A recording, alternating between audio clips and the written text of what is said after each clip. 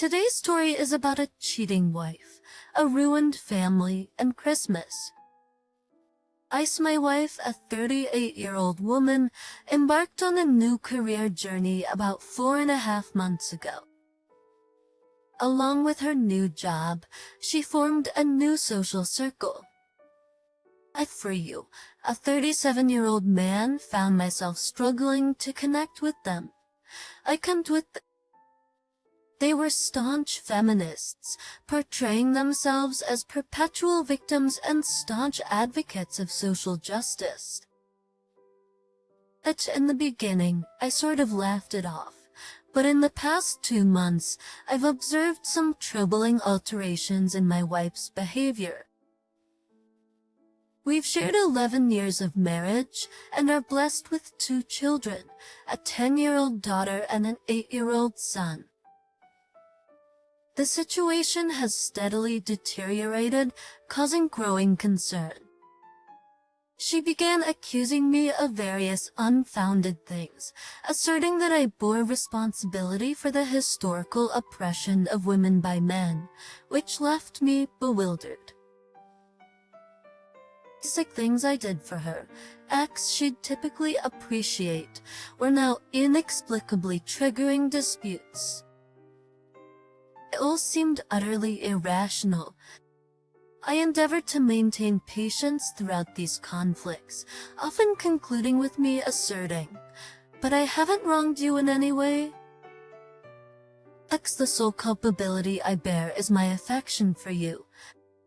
Typically, this revelation would elicit a murmur from her.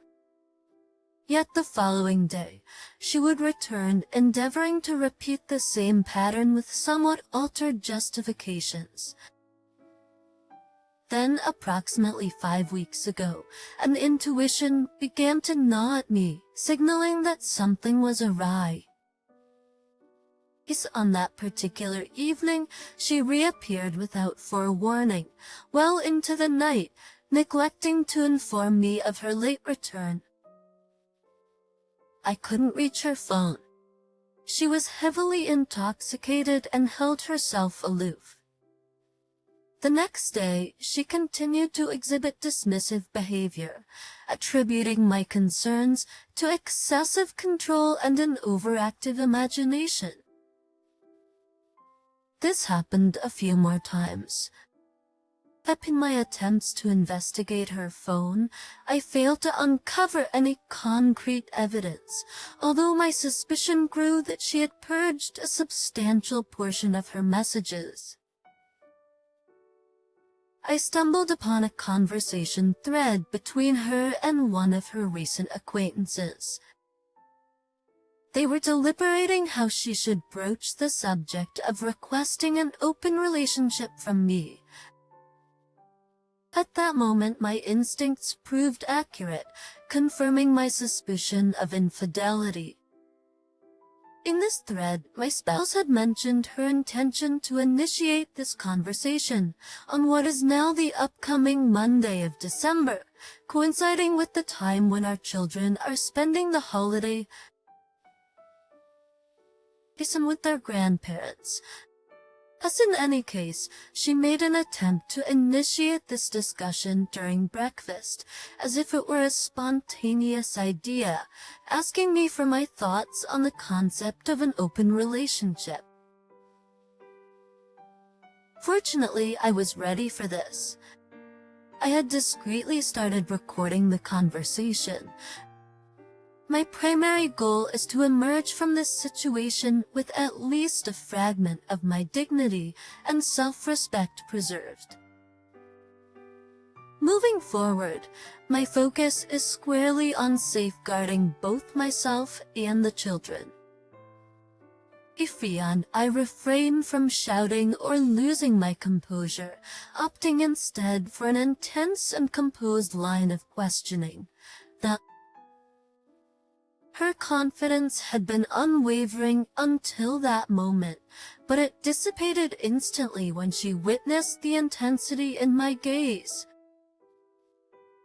If you wish to engage in this conversation with me, avoid treating me like a fool and at least be truthful. honesty isn't possible, then what purpose does this conversation serve? What significance does it hold if you deceive me, as we cannot openly discuss our relationship?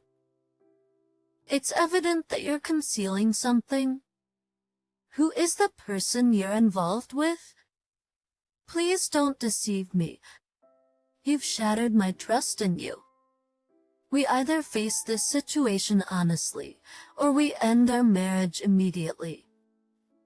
That there will be no arguments, discussions, or anything else. Just a divorce. Do you grasp the concept? Express it. Comprehend it. Do you? Are you aware that lying will lead to our divorce? Acknowledge it. I'm already well informed. If I discover any falsehoods, our relationship is done. I confirm your understanding. I understand. She then disclosed 2 separate instances of one-night stands while out with her friends. I inquired about their names, marital status, and whether precautions were taken during their interaction. Both individuals are married and have children. Subsequently, she disclosed her intention to engage in a romantic relationship with a coworker, emphasizing its potential benefits for her and asserting her autonomy while expressing that I should not attempt to exert control over her decisions. I asked about the colleague's name and his wife's name. He is married, but she claimed that their relationship is open. She went on to suggest that she would arrange introductions with some of her friends, mentioning one who seems quite interested. This situation left me utterly astonished.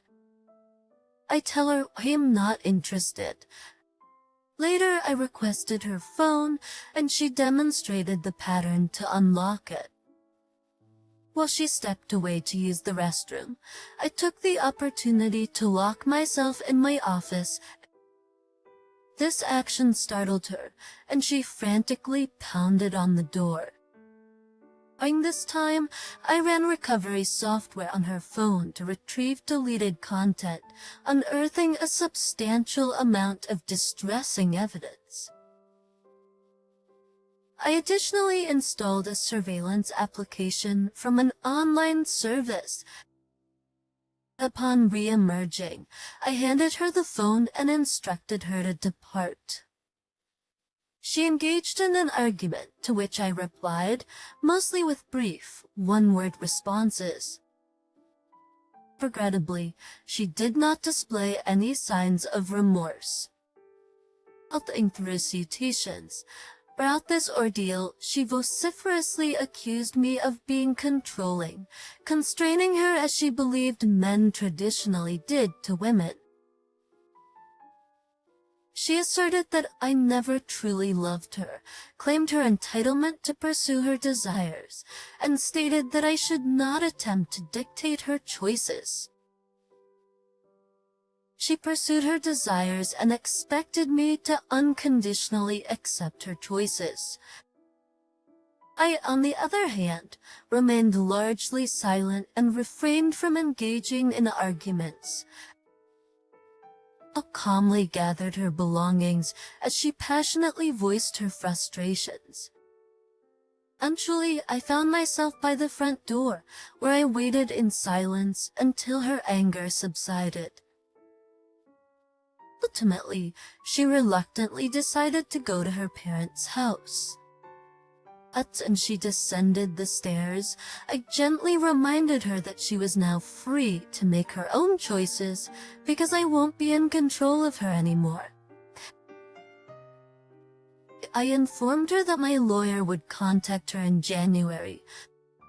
As she turned to reply, I abruptly shut the door and locked it.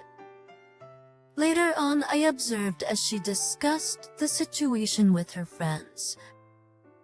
They commended her for her strengths, encouraged her to assert her entitlements, and insisted that she deserved better than me. They dismissed my earlier threats as empty, doubting that I would follow through with them. But what truly troubled me was when they advised her that, if necessary, she could resort to making false domestic abuse accusations against me. One of them shared a story about how she had deceived her ex-husband and taken everything from him by accusing him of abuse. But in response, I've taken the precaution of ordering security cameras to install at my residence. It has become clear to me that I need to document and record every interaction from now on. Out there she was, initiating messages with her affair partner, arranging a rendezvous at a hotel. I was left utterly flabbergasted, determined to uncover the truth. I searched the internet for the affair partner's information and located my wife. I sent her a friend request on Facebook. Subsequently, I disclosed every detail, including the ongoing events unfolding at the hotel. She thanked me and ended the call. A few hours elapsed, and I received a video message from her. In the recording, she was at the motel, vehemently confronting the unfaithful couple. "You've done this to me once more, you despicable person," she'd rage. "But to our children once more, I had warned you that it was over. If you ever dared to repeat this, you'd regret it." She entered the room and captured footage of my wife, hastily dressing on the edge of the bed. I sent a message to my wife, making it clear that I wanted nothing to do with her from that moment on. It felt as though she perceived our relationship as some kind of contest, in which, in her mind, she was winning. Her perception appeared entirely detached from reality, bordering on delusion. I'm having trouble comprehending her behavior. It seems as though she's disconnected from the reality. I took the step of joining my wife's family WhatsApp group and sharing with them that we're getting a divorce because of her unfaithfulness. I thanked them for their warmth and inclusion. They showed me warmth and inclusion during our time together before leaving the group. I've been getting calls and messages from her end, but I haven't read or replied to them. I just don't have the emotional energy for it. I reached out to my parents and explained the situation to them. My father sent a message to my wife letting her know that she wouldn't be welcome for Christmas. I've met with my parents, and I've also spoken with my boss, who's granted me time off until January to get my affairs in order. I've been observing my wife's growing desperation in her conversations with her new friends. It appears she hasn't fully grasped the reality that she's lost her family, her marriage has ended, and that her new friends and the person she had an affair with don't really care about her. She sent numerous messages to me, and even went to my parents' house, insisting on being a part of our Christmas celebration. I'm now scouring the internet for divorce attorneys, my tears flowing uncontrollably. The shock I initially felt has given way to an overwhelming wave of pain ever since I arrived at my parents' house. I'm struggling to comprehend the situation, and going through their conversations and engaging with her is an agonizing experience. I've only replied to her messages on 2 occasions. The first response was, "It doesn't matter what you say. I don't recognize you. You're not the person I married. The woman I married would never shatter my heart. We're headed for a divorce." I'm indifferent to your words or desires. You hold no sway over me and have no entitlement to make demands from me ever again. My wife would never subject our children to the anguish and hardship of a fractured family. You, whoever you are, appear to take pride in your actions. My wife was affectionate, compassionate, and thoughtful. You come across as self-centered and egocentric in abhorrence. The communication ceased after the last message. Gestatenets, I yearn for a return to the way things were before all of this unfolded. This Christmas is undoubtedly the most difficult. But despite my own pain, I had no choice but to share with the children that Mommy no longer wishes to be part of our family. She expressed her desire to be with other men and that she intends to pursue a divorce. Naturally, our children are deeply upset. Thankfully, my parents are here to provide them with ample love and comfort. As for myself, I'm struggling immensely. I'll make every effort to regain my composure for the sake of our kids, but I have no intention of reconciling with her ever. The Tandax of this subsection. In hindsight, I wish I had waited until after Christmas so that we could have immediately started counseling for the children. Actually, I'm not sure what came over me when the children inquired about their mother's return. I found myself blurting out the truth. Isn't the idea of returning to her is something I could never reconcile with when I considered the sheer disrespect and heartlessness of her actions. Of her actions, I'm feeling utterly lost, unable to comprehend her expectations that she can still make demands of me. It's as if she's oblivious to the gravity of the situation. I've come to the realization that I'm comfortable with the idea of monitoring. I had a conversation with a lawyer, recommended by a friend, and it was clarified that the phone belongs to me, as does the subscription. Although my wife is the one using it, I am the legal owner of both the device and the subscription, which means that I am well within my rights to monitor my own property. This falls well within legal boundaries, as it is not illegal to monitor one's own equipment. Update: a significant amount of time has passed since my last post.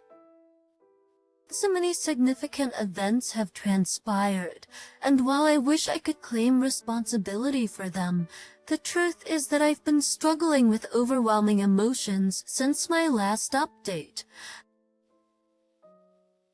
I had developed an unhealthy preoccupation with my wife's conversations with her friends, where I encountered a distressing array of hurtful and outrageous statements.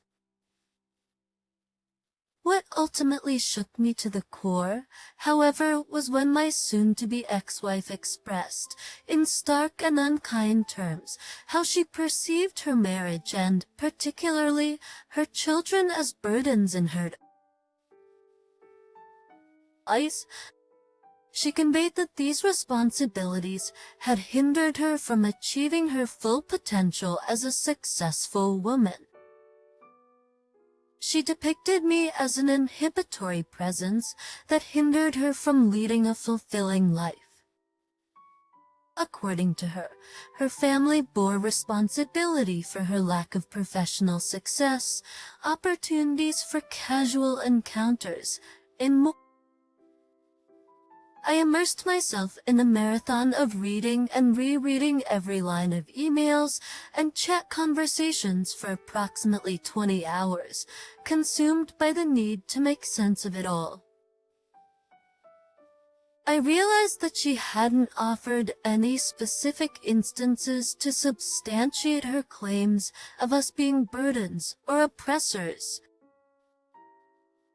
Her accusations were devoid of concrete examples or supporting arguments. In fact, I've never impeded her in any way. In contrast, I've been the primary financial support. Is her part-time job, which only yields a minimum wage, wouldn't be enough to support anyone.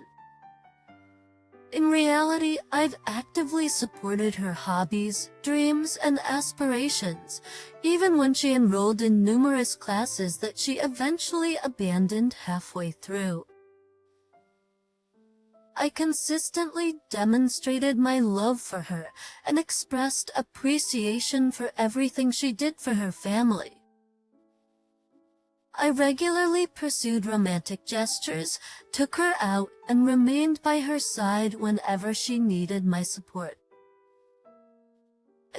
I mean, if this qualifies as oppression, I'd gladly welcome more of it. But setting that aside for a moment, during my reading binge, I just passed out. Thus, when I regained consciousness, I found my 3 closest friends in the kitchen, cooking alongside my dad. I've known these guys since my childhood, and for the sake of reference, let's refer to them as Paul, Jack, and Chuck. My dad had extended the invitation to them, knowing that they would provide me with the support I needed during this challenging time. The invitation had been extended and they were filled in on the situation. I experienced another breakdown shortly thereafter, which rendered me incapacitated until Friday evening. Paul, an ex-military veteran, had lost his left arm below the elbow during his recovery. We provided unwavering support, especially since his wife had abandoned him during that challenging period. Fortunately, they didn't have any children. Paul later found solace in adopting 2 kids and eventually established a fulfilling relationship with a wonderful girlfriend, proving that he managed to navigate the difficulties quite well. He arranged a call with his counselor, who had been instrumental in his own recovery journey. While the counselor's expertise primarily lay in assisting amputees, he went above and beyond to aid me in comprehending my emotional struggles. He shared insightful examples from his experience, shedding light on the unfortunate trend of wives often leaving their husbands when they face injuries. His guidance proved invaluable in helping me navigate my own emotional challenges. He asked me to envision my soul, identity, and spiritual self as intricately linked to my marriage and my role as a husband. Just as an amputee experiences phantom pain and a sense of loss for a missing limb, I found myself grappling with a similar phantom pain stemming from the void left by the demise of that aspect of my identity. Thus we engaged in extensive conversations, and I've noticed a steady improvement in my well-being ever since. Jack holds a position as an executive at a security company, but he's always been quite tight-lipped about the specifics of his job. Despite my limited knowledge of his work, it's evident that he enjoys a comfortable financial status. One Sunday morning, Jack contacted a law firm retained by his company, and I was talking to a lawyer whose services I could only have imagined in my wildest dreams, as they are far beyond what he could ever afford. Jack endured his fair share of bullying. He reassured me not to fret over the bill. He insisted on footing it. This gesture marked a gratifying moment for him, as he could now settle a debt that had been accumulating due to my intervening on his behalf when he faced torment from his antagonizers.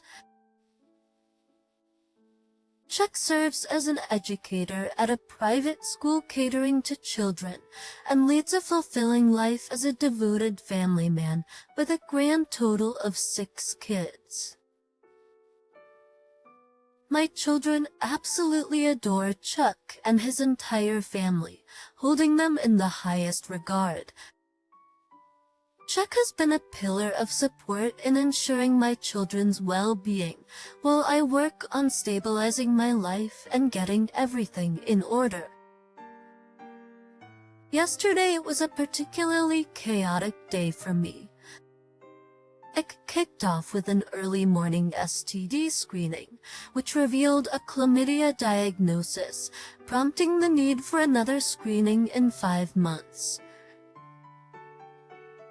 My self-pity transformed into a surge of anger when I learned that I was facing an imminent loss of all custody rights. I was prepared to fight.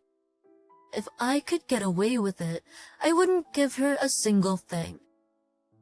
Our lawyer successfully located the ex-husband of my wife's feminist friends who had been vocal about how she had manipulated the situation in her favor.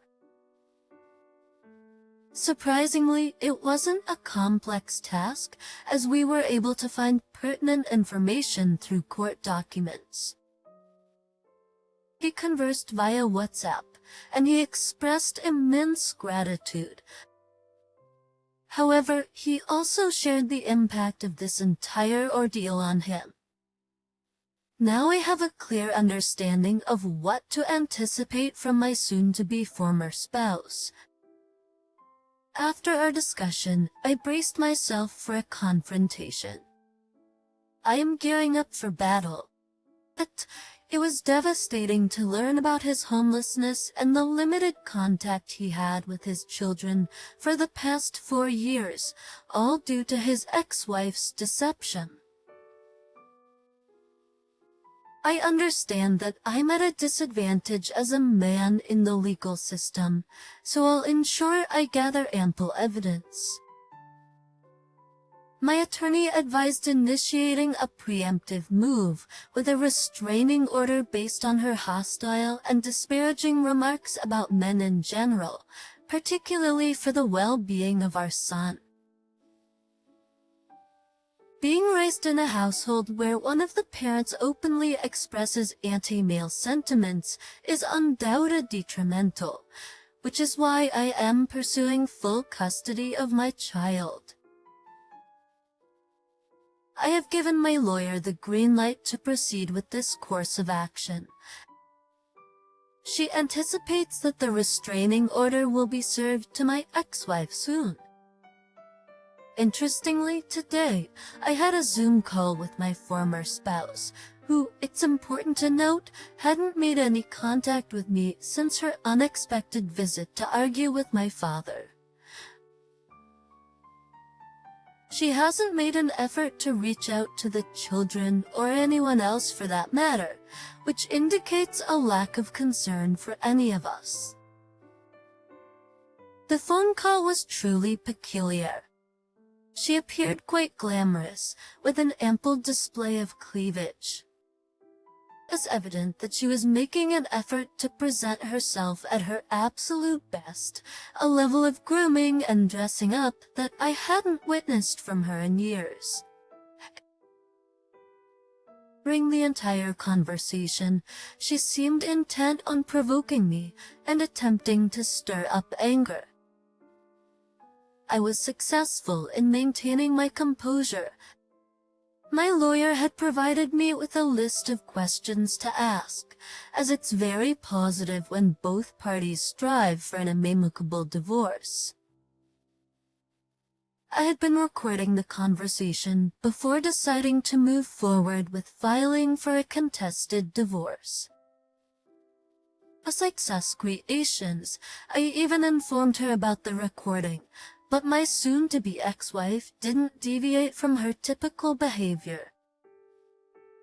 She went on to ponder how she was eagerly awaiting the lifting of the current restrictions so she could explore this topic in person. I straightforwardly informed her that I wasn't interested in her hobbies and that I was solely focused on discussing our divorce. Her attitude turned confrontational when I didn't engage as she had hoped. She got openly hostile. At a certain moment, she informed me of her intention to use the restroom and subsequently muted her audio. I observed as she engaged in inappropriate behavior on camera while muted. She engaged in a conversation with her friends regarding potential actions involving me. During the call, she repeatedly subjected me to profanity solely based on my gender, without any justifiable reason. I couldn't shake the unsettling sensation that she regarded our situation as a game, with her in control and me left with no recourse but to endure silently and comply with her every desire. 6 of our attempts to make any headway on our divorce proved futile, leading me to the decision that I will contest the divorce. By the way, you transmitted chlamydia to me, and unlike you, I haven't engaged in any intimate relations with anyone else. I strongly urge you to seek medical attention. She simply responded with a disbelieving frown, as if to say, yeah, right, I don't buy it. I'm completely baffled by her actions, and at this point, I no longer care. I shared the recording with my lawyer, who was nothing short of astonished. At this stage, it's safe to say that everyone believes my wife's behavior to be irrational. Perhaps she is indeed behaving irrationally. Given that I own her phone and the subscription, I have the legal right to access and use the chat logs as evidence in court. It turns out that I am fully within my legal rights to monitor my own device as extensively as I see fit. Following our call, there was frenzied chatter among her associates, but I could finally put it out of my mind.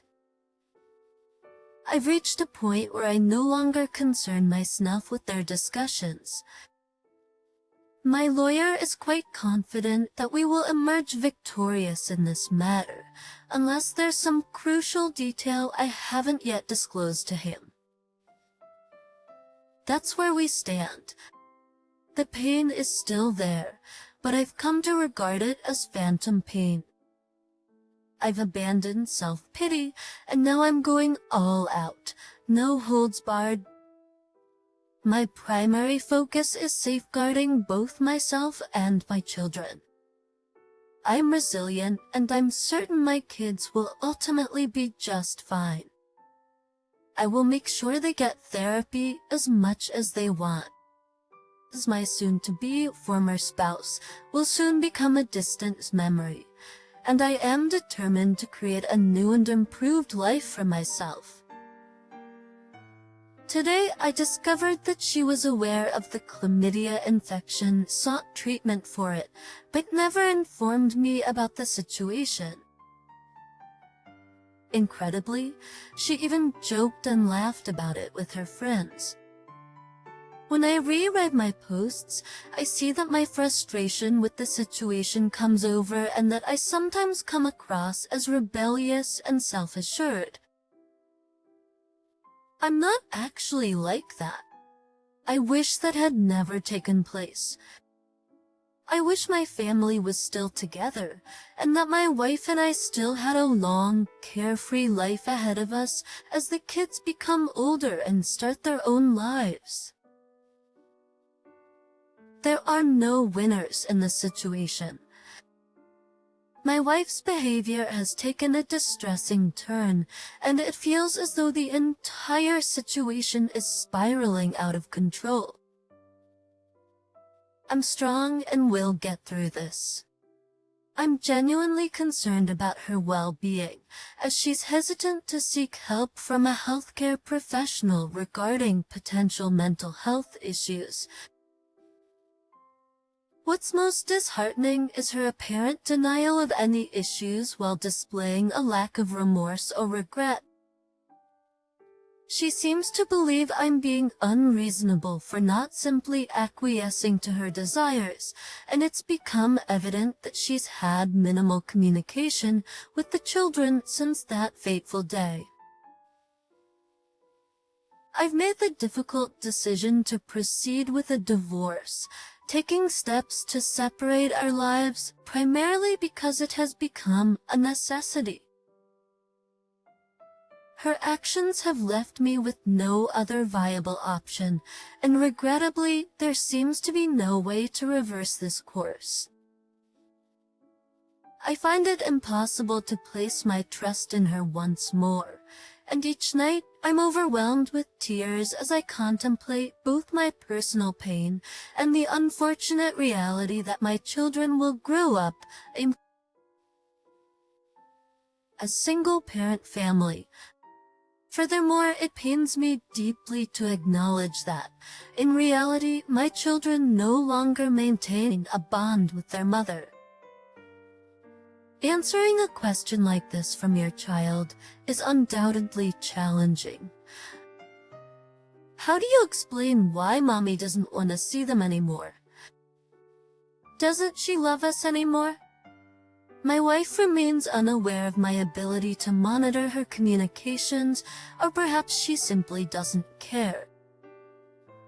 She's completely convinced that I will never leave her, and she believes my reaction to her actions is entirely unwarranted. Continuously, she speaks unfavorably about me, our marriage, and our children to her friends. I struggle to comprehend why she harbors such animosity towards us. As I previously stated, my attorney successfully obtained a temporary restraining order against her. The hearing took place yesterday, and because there were no new explicit threats, the order was not extended. My lawyer suggested using the fact that she knowingly infected me as a threat to try to get her to agree to an undisputed divorce. I truly wish we could go through our separation in a more amicable manner. It's disheartening that I find myself in a situation where I have to view her as an adversary and constantly anticipate the worst-case scenario. If she decided to part ways with me, I would be willing to accept that, but why must this process be excessively adversarial? Why is she determined to inflict as much pain as possible on those who once cared about her deeply in the course of this separation? Should I pursue legal action, it is likely that I will need to provide a lump sum payment for her share of the house's equity. Furthermore, it seems improbable that I will be obligated to pay alimony.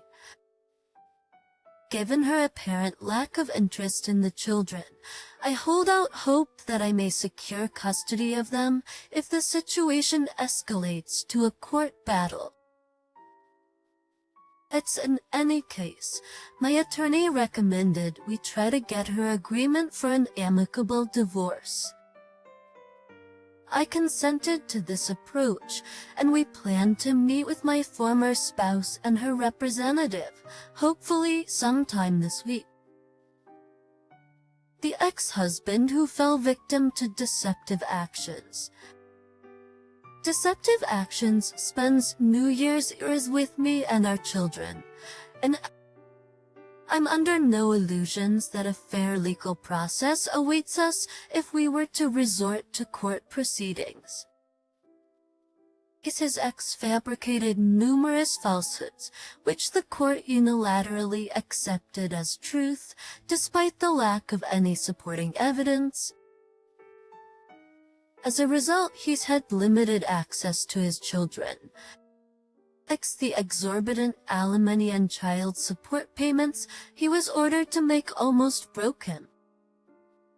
The new evidence I provided reignited his optimism.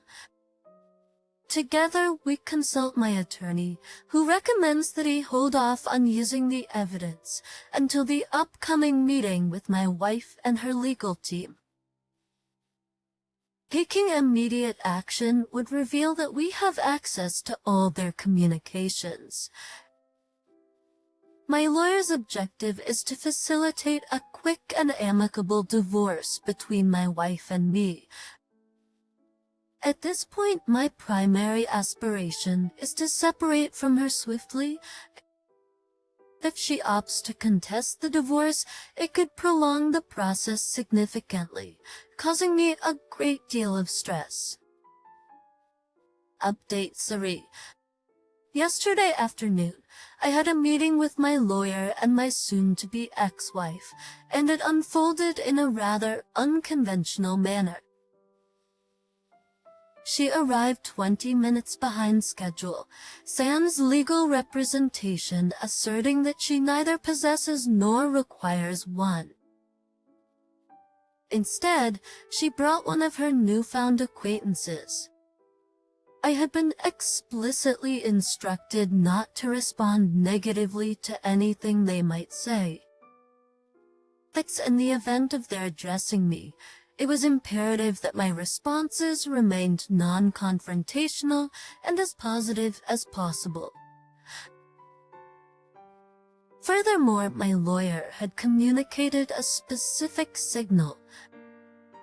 If she were to place one or both of her hands flat on the table, I was to maintain absolute silence.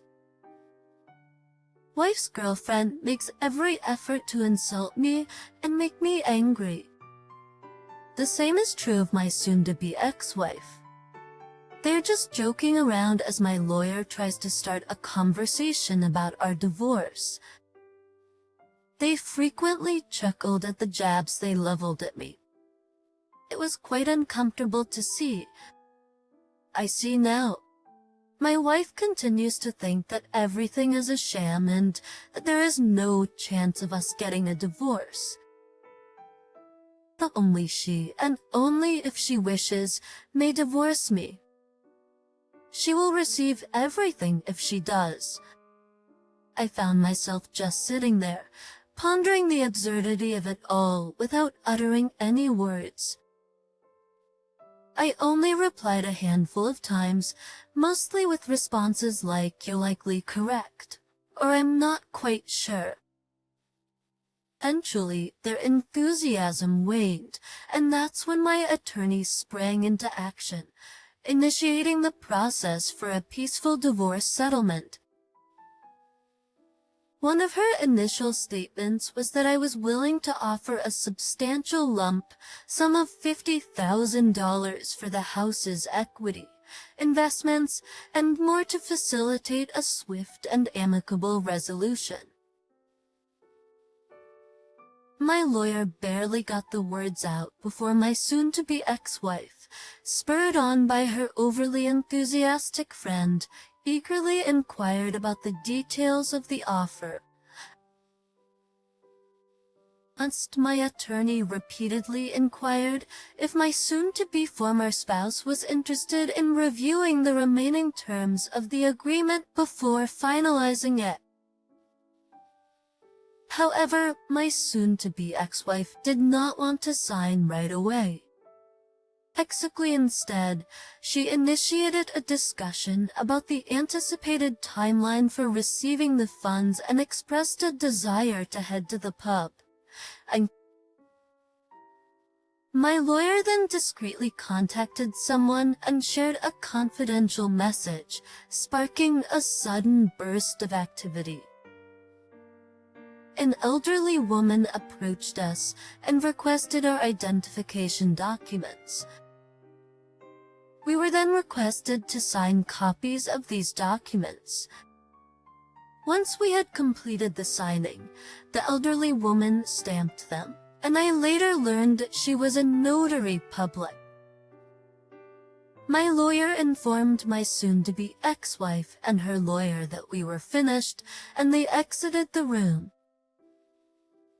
My wife, without even taking her copy of the agreement, carelessly left it on the table. It was clear that she preferred me to remain silent while they were inside the building.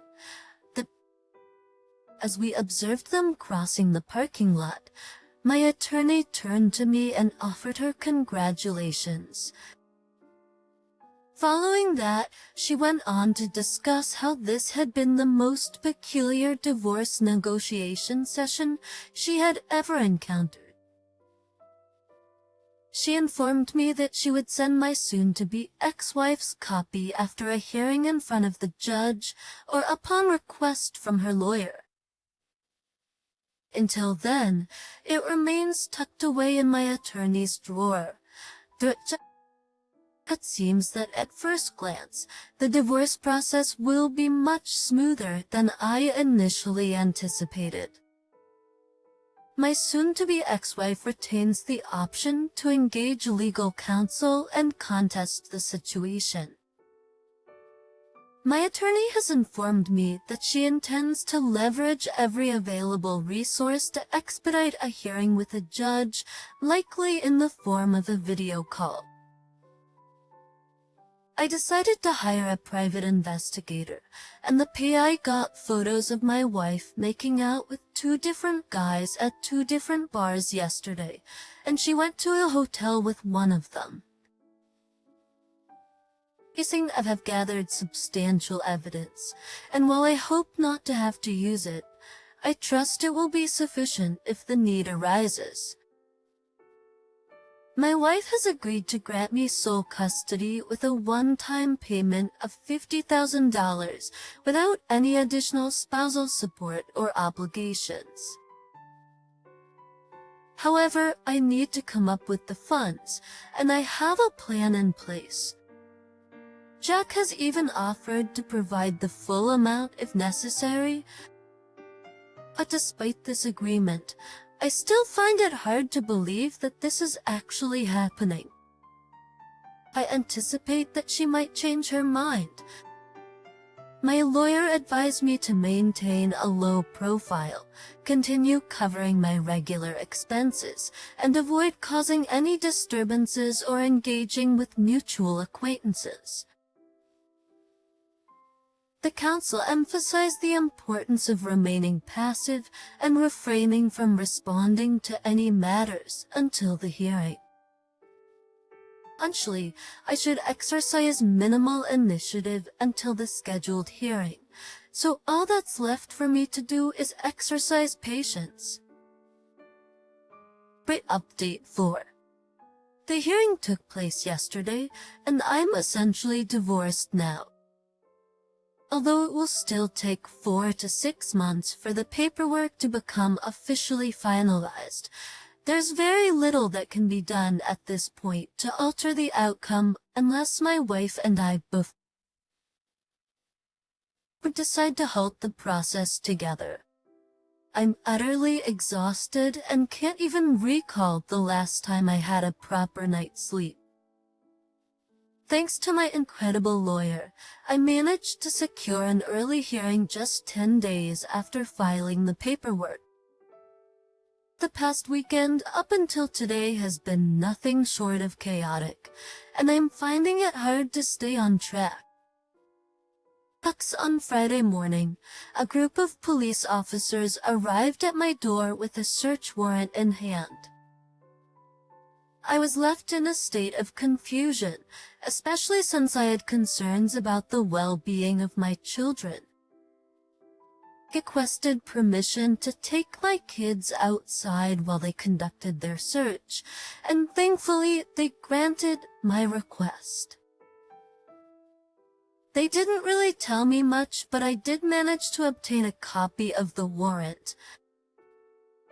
I was incredibly distraught, to the point where I couldn't fully comprehend the situation. It seems that the suspicions regarding my ex-wife's involvement with drugs, as voiced by others, hold some truth. The police officer mentioned extensive damage to my home.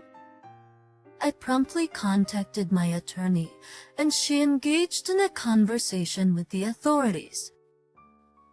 Unfortunately, it was determined that the warrant was indeed valid, leaving us with no immediate recourse.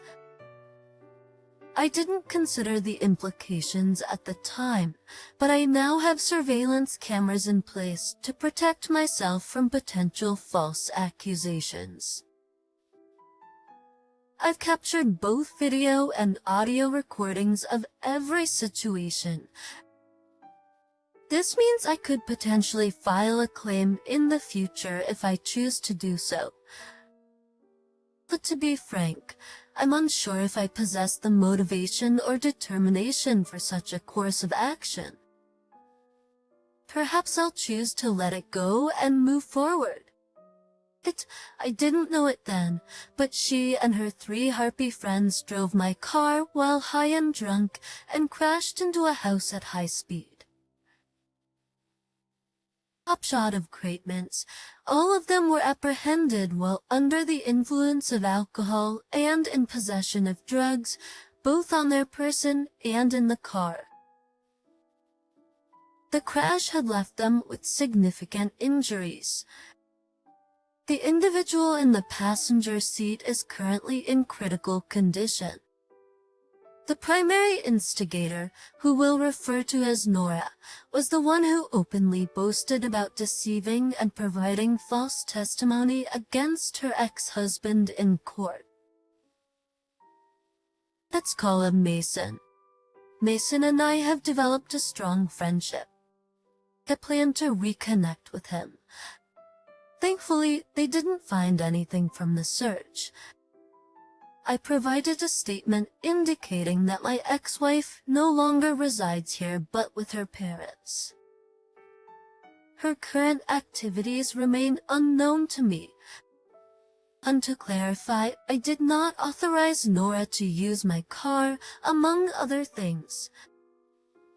Upon returning home, I simply couldn't hold back the tears. The entire place was in shambles, and it felt like the final breaking point.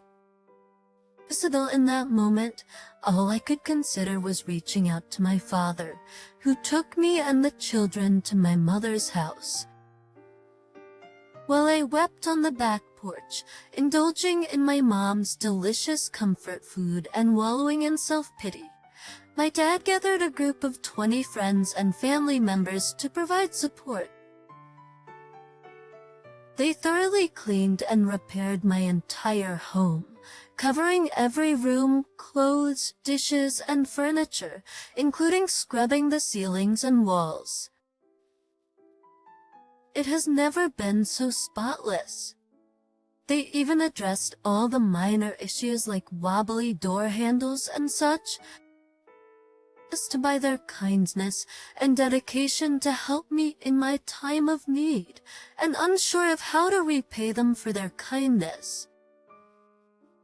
But for the weekend, my emotional state transformed from a very dark place to a much more positive one, largely due to their support.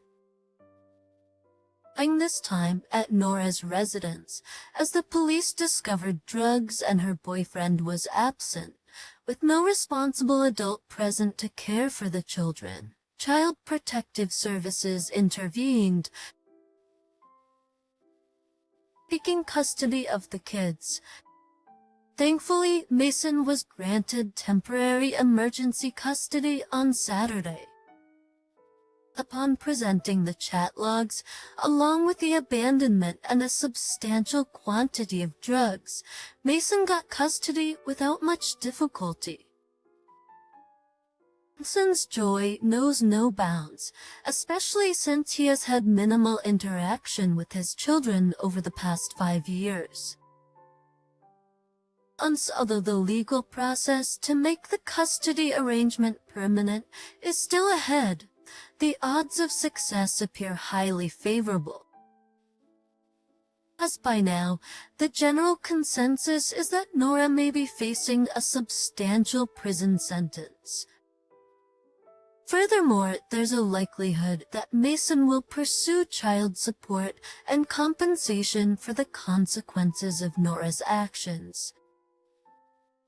However, he seems reluctant to invest his time in a protracted courtroom battle. He desires to spend time with his children and ensure they enjoy a quality life. It's quite evident that Nora has shown neglect towards them. Ak has been incredibly supportive and arranged for Mason to have a rental apartment through a friend.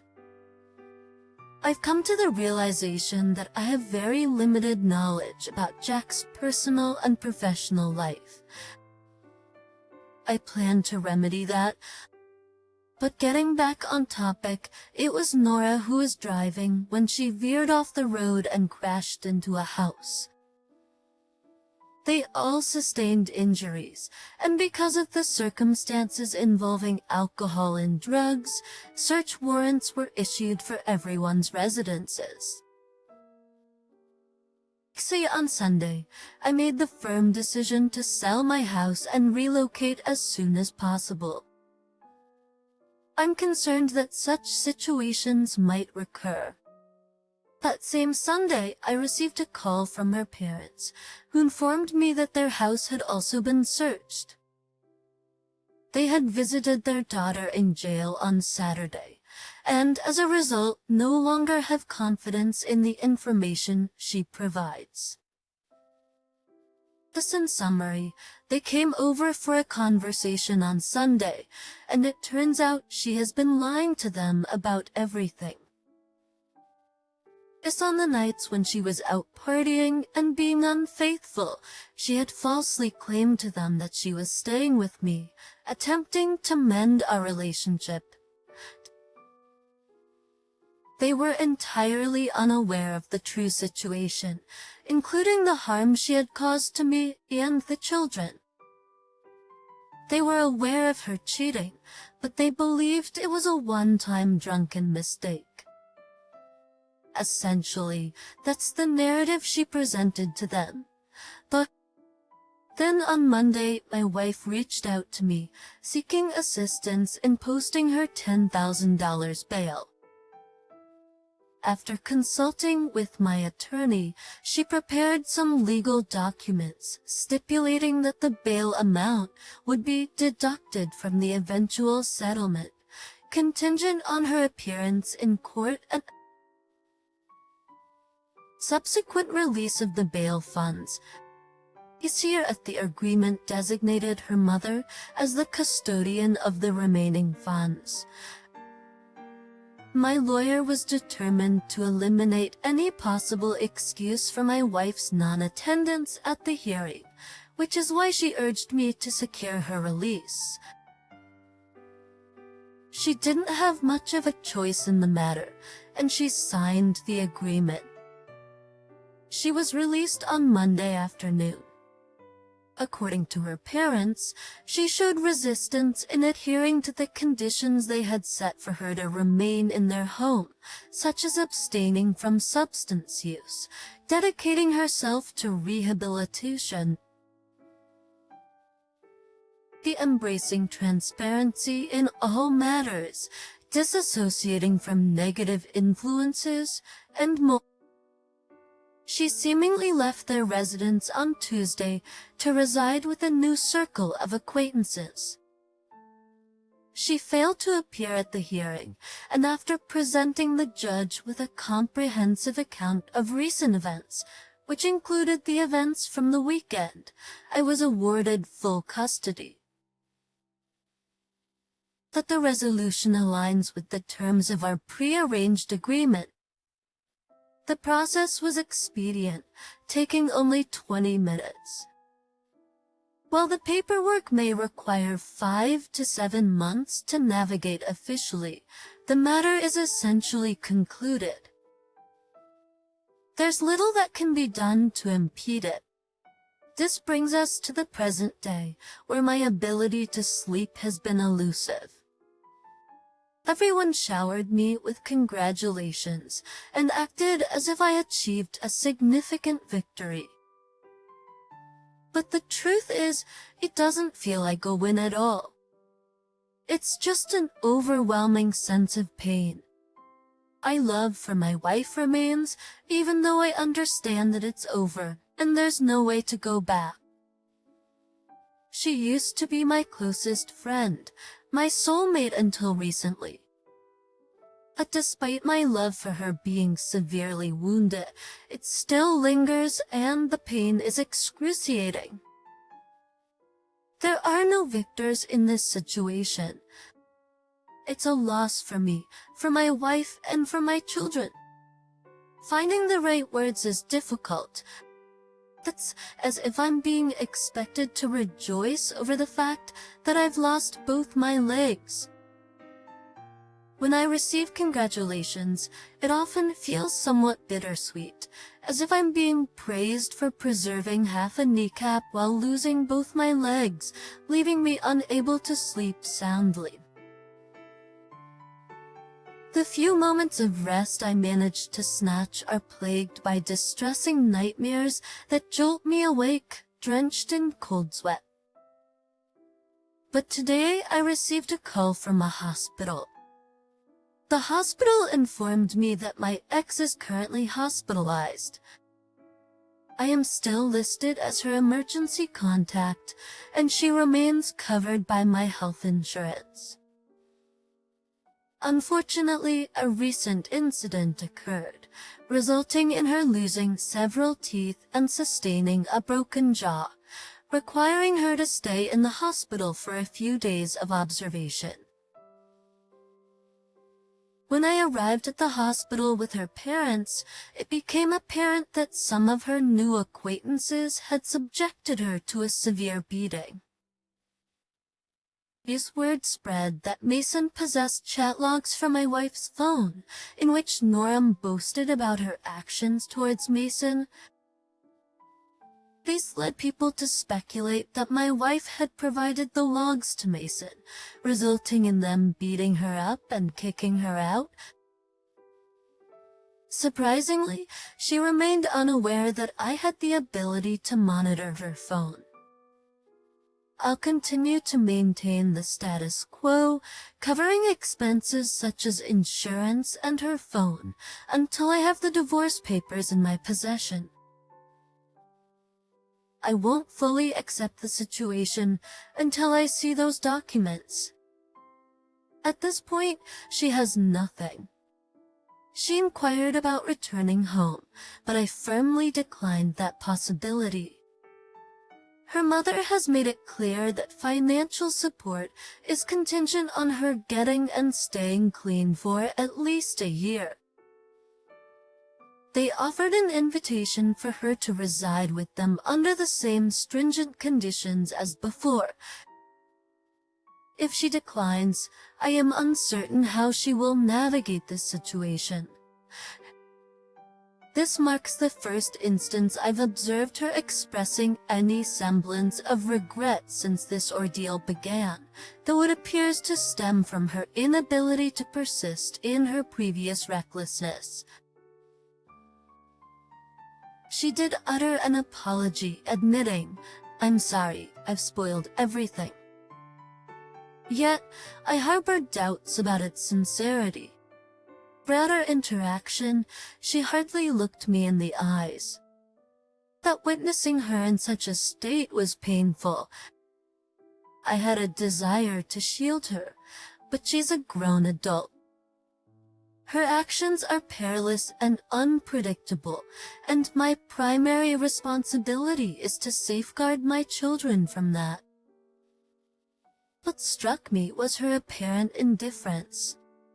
She didn't inquire about the upcoming hearing, the well-being of her critically injured friend, or exhibit much interest in the situation at all.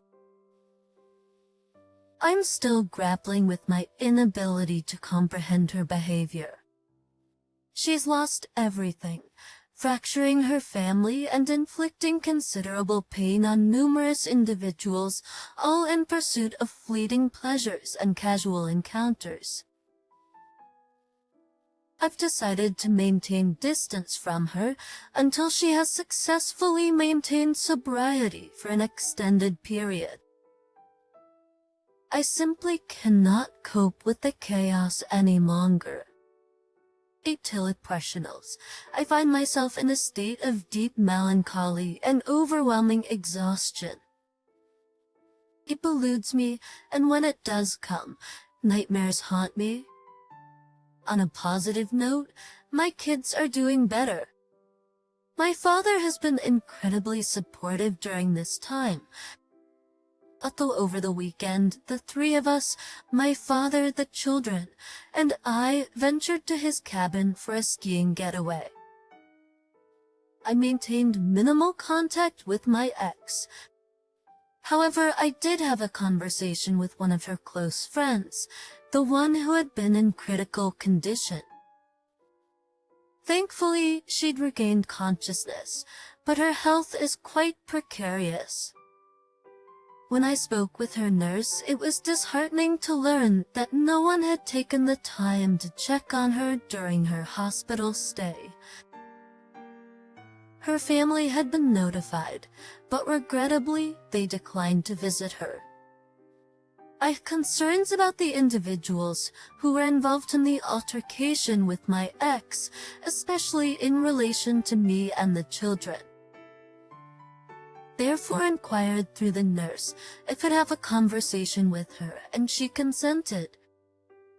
While I understand that it may not have been the most appropriate question, I felt the need to ask her about the incident as my ex had started working with these individuals.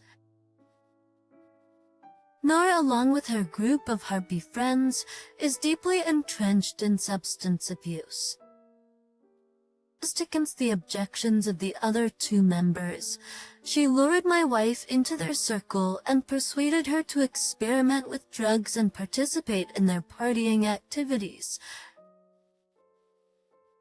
Nora is the lead on this. They all advocate for strong feminist ideals and the notion of owning our bodies. But as she candidly stated, it's essentially a facade to shield our fragile self-esteem. My wife initially bought into this facade, and it didn't take long before she, like the others, became ensnared in addiction. Regrettably, her actions, marked by theft, deceit, abuse, and a trail of lies, have severed her ties with everyone in her life. As a consequence, she stands alone, with no one willing to associate with her. She told me about her profound sadness at having survived. Her outlook on the future was utterly bleak, and she appeared like a mere shell of her former self when not adorned with makeup. But it was a truly heart-wrenching conversation, and I found myself deeply distraught just hearing her words. It's essential to clarify that I'm not attempting to justify my wife's actions. She consciously engaged with these destructive substances and ultimately suffered the consequences. Additionally, she shared information with me about individuals who harmed my former wife, and I'll address that matter later.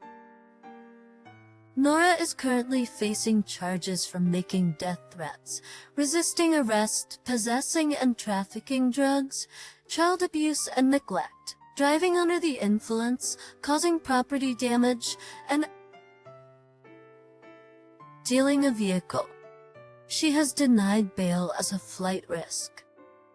Many of you warned me that my ex might attempt to harm herself now that the pressure is mounting. Your concerns were valid, as she did make a deliberate overdose attempt. I talked to her father about it beforehand, that there was a high chance she might try something. We decided to try to monitor her closely. Fortunately, she remains unaware that I possess real-time data from her mobile device. As we spent time at the cabin on Saturday, I received a message from her.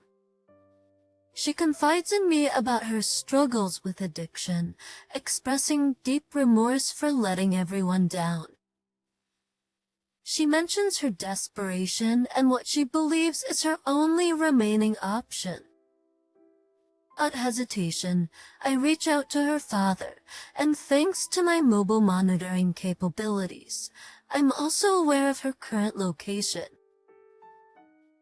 Her father rushes to the scene and discovers her unconscious on a park bench.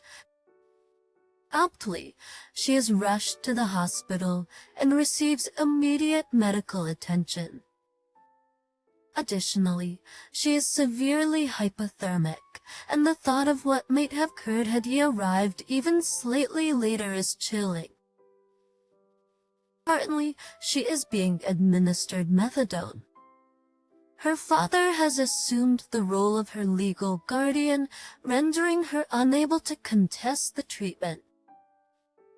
He has taken the decisive step of involuntarily admitting her to a rehabilitation facility, where she will undergo a sated detoxification process. Fortunately, I haven't had the opportunity to cancel her life insurance yet, so she will receive the necessary treatment. I extended an offer to assist my former father-in-law with financial matters, with the condition that my ex remains unaware of my involvement.